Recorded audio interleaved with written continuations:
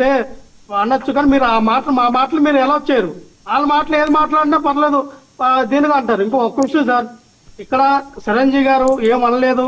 చిరంజీవి గారు చాలా శాంతిపరుడు, తమ్ముడి యొక్క రాజకీయ భవిష్యత్తును కోరుకుంటున్నాడు అంటే ఆయన వ్యక్తిగతం. ఎందుకంటే సార్, సొంత తల్లిని తిట్టించిన వ్యక్తులతో అంతగాకి ఒక ఎమ్మెల్సీ పదవి కోసం, ఒక డిప్యూటీ పదవి కోసం తాకట్టు పెట్టించిన వాళ్ళు అన్నం తిరిగితే వాళ్ళకే పౌరుషం వస్తుంది సార్. తల్లిని తిరిగితేనే పౌరుషం రాకపోతే అన్నం తిరిగితే ఎందుకు పౌరుషం వస్తుంది?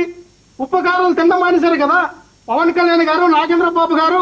గత 16 నెలల నుంచి ఉప్పు కారాలు తినడం మానేశారు, పౌరుషం లేదు. ఉప్పు కారాలు తింటే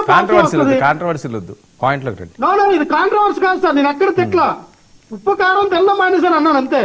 అంత కాంట్రవర్సీ ఏముంది? ఇక్కడ క్రిస్టల్ క్లియర్ సార్. మాకేదో మా దాని వల్ల లబ్ధి చేకూరుతుంది, ఇంకో ఏదో పగలబడి వచ్చేది ఏం లేదు సార్. క్రిస్టల్ క్లియర్ మనకు అర్థమవుతోంది.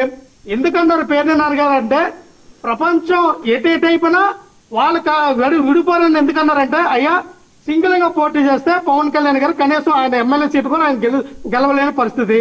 ఆ విషయం పవన్ కళ్యాణ్ గారికి తెలుసు, అందుకనే వాళ్ళు సింగిల్ గా వెళ్ళలేరని వాళ్ళకి తెలుసు.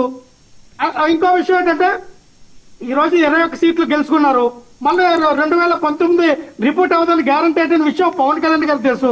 మనం ఏదో మన ఫ్యాన్స్ ని, మన కులాన్ని నమ్ముకుని ఎలక్షన్ లోకి వెళ్తే ఇక్కడ టీడీపీని, ఇట్లా వైఎస్ఆర్ పార్టీని మనం ఎదుర్కోలేము.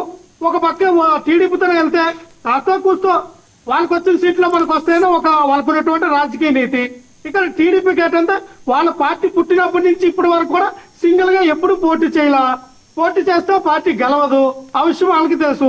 వాళ్ళు గెలిచినప్పుడల్లా బీజేపీ సపోర్ట్ చేసింది, బీజేపీ సపోర్ట్ లేకుండా వాళ్ళు ఎప్పుడూ గెలవలేని పరిస్థితి.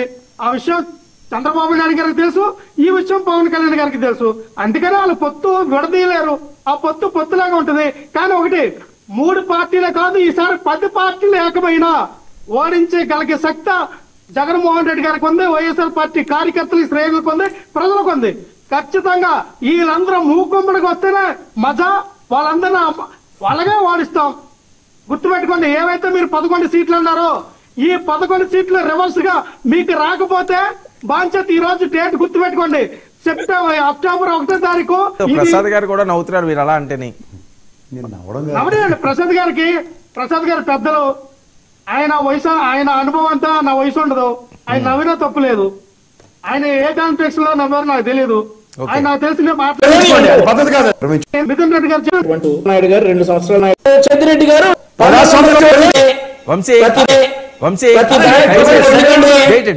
వంశీ టైం వేస్ట్ టాపిక్ లో అండి. చెప్తా ఉన్నా, ఈ రోజు రేవూరి లక్ష్మణరావు గారు అంటా ఉన్నారు ఎప్పుడు ఏ గొడవలు ఉన్నాయంట.